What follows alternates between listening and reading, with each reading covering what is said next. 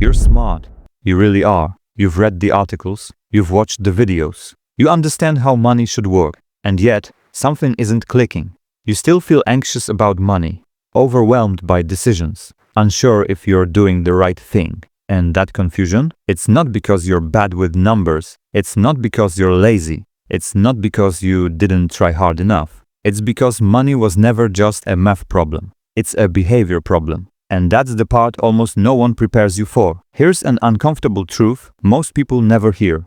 Being intelligent does not protect you from making terrible money decisions. In fact, sometimes it makes it worse. Because when you're smart, your brain doesn't stop mistakes. It justifies them.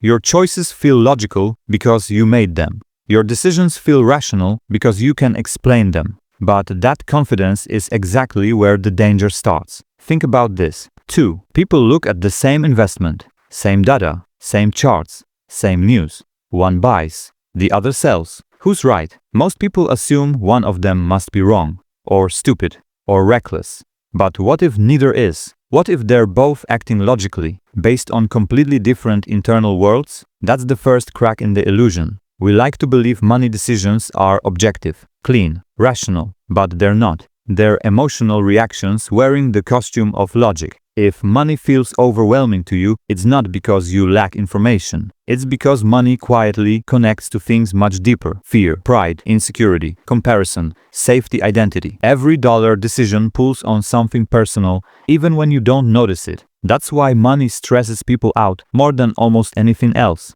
Not because it's complex, but because it's personal. Let me ask you something. Have you ever looked back at an old financial decision and thought, what was I thinking? At the time, it felt right. It made sense. You had reasons. But now, with distance, it looks irrational. That gap between what felt logical then and what feels obvious now, that gap is where psychology lives. Here's the part most people miss. You don't experience the world as it is. You experience it through your past. Your brain is constantly filtering reality using what you've seen, what you've lived through, what scared you, what rewarded you.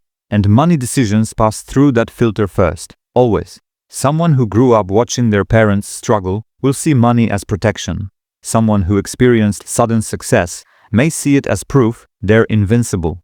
Someone who lived through a financial crash may see risk everywhere. Someone who got lucky early may believe risk is normal. Same world, different lenses. And those lenses quietly shape nearly every financial choice you make. That's why advice often fails. Because advice assumes everyone is starting from the same emotional place. They're not. You can give two people the exact same strategy, and one will thrive while the other self-destructs. Not because the strategy was bad, but because their psychology couldn't carry it. This is why money feels confusing. You're not just managing numbers, you're managing yourself, your impulses, your fears, your patience, your ego, and no spreadsheet tells you how to do that. Here's another uncomfortable truth. Most financial mistakes don't come from ignorance. They come from emotion under pressure. Fear makes you sell too early. Greed makes you stay too long.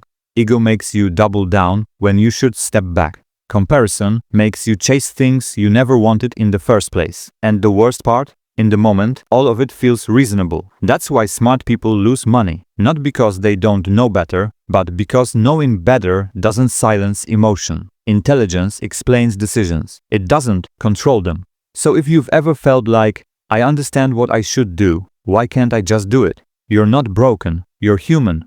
And the moment you accept that, everything changes. Because once you stop treating money like a math exam and start treating it like a mirror, you begin to see the real problem and the real opportunity. This isn't a story about markets or strategies or secret formulas. It's a story about behavior, about why we act the way we do with money, and how small psychological shifts quietly create massive financial outcomes over time.